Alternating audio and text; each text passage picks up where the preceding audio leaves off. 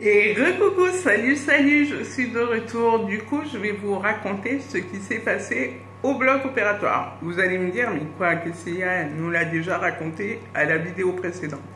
Effectivement, mais il y a eu des surprises et des belles grosses surprises. Donc, voilà, je suis endormie, tout va bien, ou j'espère en tout cas, parce que bon, comme je suis endormie, j'en sais rien. Et là, j'entends le chirurgien dire « elle bouge ». Il a dit « elle bouge 3 fois » à l'anesthésiste.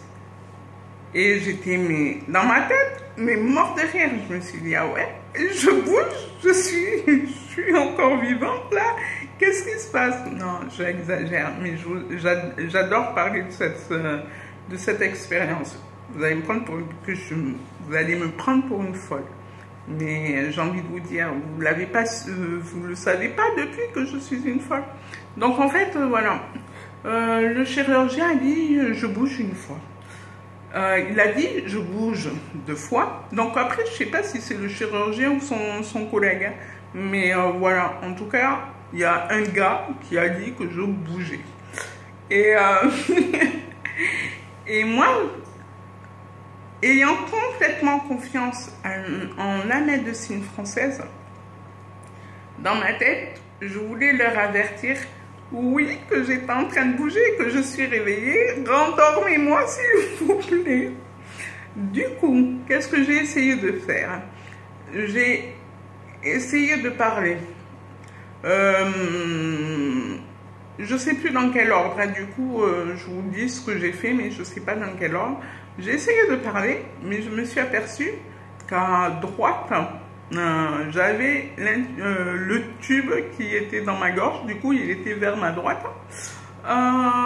Donc, j'ai vu que je ne pouvais pas parler. Du coup, j'ai essayé d'ouvrir les yeux. Et là, après, j'ai appris que parfois, mais pas tous, ils te bloquaient les paupières. Je vous expliquerai pourquoi. Il bloque tes paupières avec un petit scotch, tout ça, pour pas que tes yeux ouverts pendant l'opération et tout, à cause des anesthésies, des produits anesthésiques. Et du coup, j'arrivais pas à ouvrir, ou peut-être que je les avais ouverts, mais c'était peut-être, j'étais tellement dans le coltard que je voyais rien. Et la troisième chose que j'ai essayé de faire, c'est de lever les mains. Donc pour dire, et oui, je suis réveillée, oui. Et rendormez-moi. Et du coup, impossible de faire ces 3 actions. Et là, dans ma tête, j'ai fait, mais rendors-moi, putain, rendors-moi. J'ai fait, mais après, j'avais pas mal par contre. Je préfère vous le dire, je n'avais pas mal, mais j'ai senti un des outils dans le côté gauche de mon ventre. Je kiffe cette sensation. Et je suis vraiment tarée comme fille. Et je l'ai senti à gauche. Donc voilà. Et au bout d'un moment, dans ma tête, je fais, mais putain, elle va me rendormir ou quoi? Et là, je sens le produit passer, la même réaction que j'ai eue pour l'anesthésie précédente, de la vidéo précédente que je vous racontais, c'est que j'avais les bouffées de chaleur. Donc, dès que je sens le chaud entrer en moi, j'ai fait « ah, merci Seigneur, putain !» Et là, il n'y avait plus de putain, j'étais partie très loin. Donc, voilà. Voilà ma petite expérience du bloc opératoire. Je me suis réveillée pendant l'intervention. Par contre, je ne sais pas à quel moment, si c'était vers le début, vers la fin, mais j'ai senti sur les 5 appareils, j'en ai senti un seul. C'est déjà beaucoup, hein? Mais après, j'ai absolument pas eu mal. J'ai absolument pas eu mal. Et je me suis pas gênée d'en parler à tout le monde, en fait. J'en parlais à tout le monde et les infirmières étaient assez étonnées et tout. Le lendemain, tout ça. Mais ça, je vous raconterai un peu plus tard. Qu'est-ce qui s'est passé après? Ah oui, elle m'a réveillée en salle, en bloc opératoire encore, après l'intervention. Et elle me crie là, elle crie, c'est bon, réveillez-vous, tout s'est bien passé et après elle me sort respirer par la bouche ou je sais pas quoi. Donc à mon avis c'est parce qu'ils avaient enlevé le tube. Donc voilà. Et après en fait je voyais pas. Ah non, elle m'a coupé ma vidéo. Je reviens. Je suis de retour, désolée. Il y a l'infirmière qui est venue pour prendre mon dextro, pour me faire le dextro.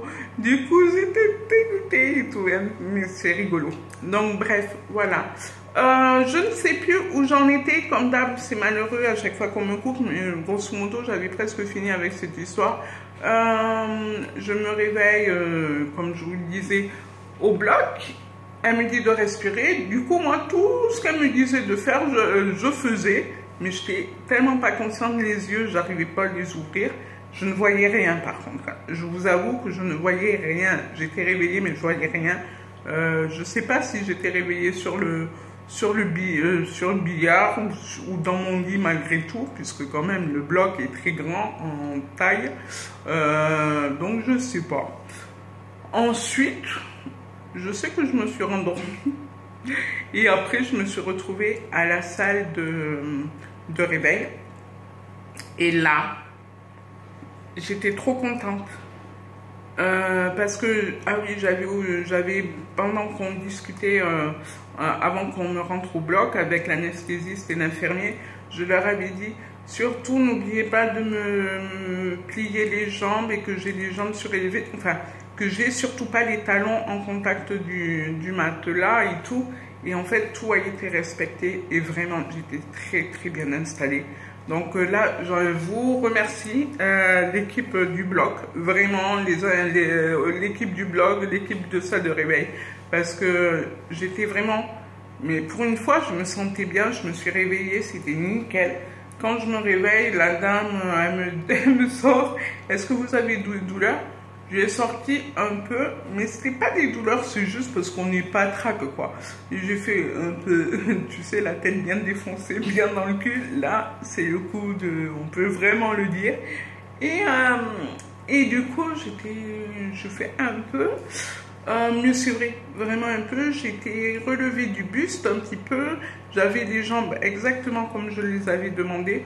Donc franchement, c'était parfait.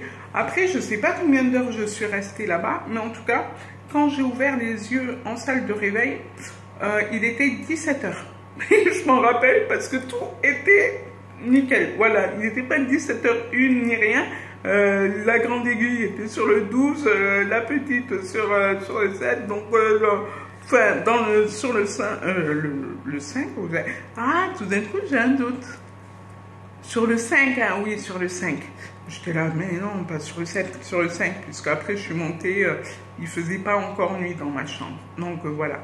Donc c'était à 17h, donc c'est bien ça, je m'en rappelle et tout. Et tout s'est bien passé, nickel chrome. Voilà. Je ne sais pas si je vais pouvoir faire une vidéo après, parce qu'il faut que j'aille manger.